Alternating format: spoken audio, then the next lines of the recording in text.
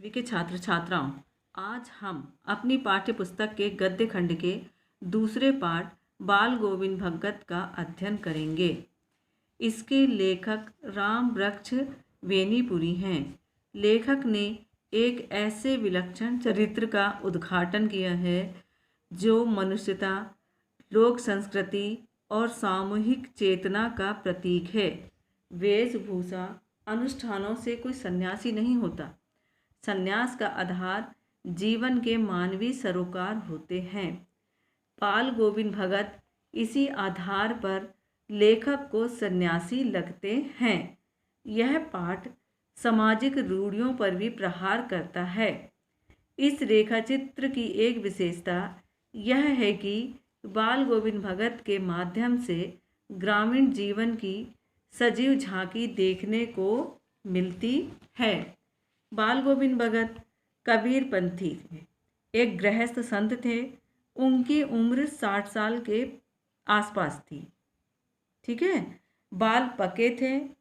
कपड़े के नाम पर सिर्फ एक लंगोटी, सर्दी के मौसम में एक काली कमली, राम नामी चंदन और गले में तुलसी की माला पहनते थे। उनके घर में एक बेटा और बहू थे। वे खेतिहर गृहस्थ थे। झूठ छल प्रपंच से दूर रहते थे। बहुत ही कम बातें करते थे। कबीर को अपना आदर्श मानते थे। उन्हीं के गीतों को गाते थे और जो भी उनके खेत में अनाज पैदा होता था कबीर पंथी मठ में ले जाकर दे आते थे और वहाँ से जो कुछ भी मिलता था उसी से अपना गुजर बसर करते थे। उनका गायन सुनने के लिए गांव वाले इकट्ठे हो जाते थे, है ना। उनकी आवाज़ इतनी मधुर लगती थी कि गांव के लोग इकट्ठे हो जाते थे। धान की रोपनी के समय उनके गीत सुनकर बच्चे झूमने लगते थे और मेड़ पर खड़ी औरतों के ओंठ भी कांपने लगते थे। क्यों? गीत गाने के लिए। रोपनी करने वालों की उंगलियां एक अजीब क्रम से चलने लगती थी। कार्तिक भादो, सर्दी गर्मी, हर मौसम में बाल गोविंद भगत सभी को अपने गायन से शीतल कर देते थे। बाल गोविंद भगत की संगीत साधना का उत्कर्ष तब देखा गया जब उनका बेटा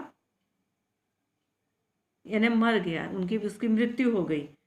उनका बेटा सुस्त और भोंदा सा था, इसलिए भगत जी उसका विशेष ख्याल रखते थे। एक दिन वह चल बसा। लोग उसके घर पहुँचे। लेखक ने देखा कि भगत जी का बेटा सफ़ेद कपड़े से ढका हुआ है। कुछ फूल और तुलसी दल उसके सिरहाने रखे हैं। सामने जमीन पर आसन लगाए हुए भगत जी तल्लीन होकर गाए जा रहे हैं। पुतोहू का यानी उसकी पुत्र वधू का रो रो कर बुरा हाल है। गांव की स्त्रियां उसे संभाल रही हैं, परंतु भगत जी कह रहे हैं यह तो आनंद की बात है ना। पुत्र वधू को रोने से मना करते हैं और कहते हैं कि यह तो आनंद की बात है। आत्मा परमात्मा में लीन हो गई है। ठीक है ना। और उनका यह रूप देखकर लोग क्या हो जाते हैं? दंग रह जाते हैं। वह आगे एक समाज सुधारक के रूप में सामने आते हैं। कैसे? जब उनके पुत्र की मृत्यु हो जाती है तो उसको अग्नि देने के लिए वह अपनी पुत्र वधू से अग्नि दिलवाते हैं। मुखाग्नि अपनी पुत्र वधू से दिलवाते हैं और श्राद्ध का कार्यक्रम होने के बाद बहू के भाई को बुलाकर उसकी दूसरी शादी करने को कहते हैं। बहू के बहुत मिन्नत करने पर भी वे अटल रहते हैं। इस प्रकार वे विधवा विवाह के समर्थक हैं, यानी कि अपनी बहू का विवाह कराना चाहते हैं। वो रूढ़िवादिता को नहीं मानते, है ना।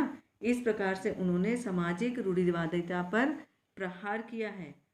बाल गोविंद भगत की मृत्यु भी संगीत साधना करते करते ही हुई। जैसे वे चाहते थे उन्हीं के अनुरूप उनकी मृत्यु हुई।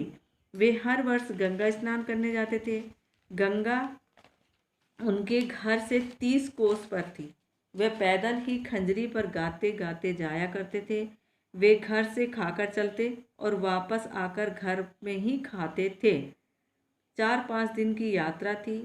इस बार वे वापस लौटे तो तबीयत कुछ सुस्त हो गई थी, परंतु उन्होंने अपना नित्य की आदत ना छोड़ी, यानी सुबह जल्दी उठना, स्नान ध्यान करना, खेती बाड़ी करना, है ना। लोगों ने उन्हें आराम करने के लिए कहा, किंतु हंसकर टाल जाते।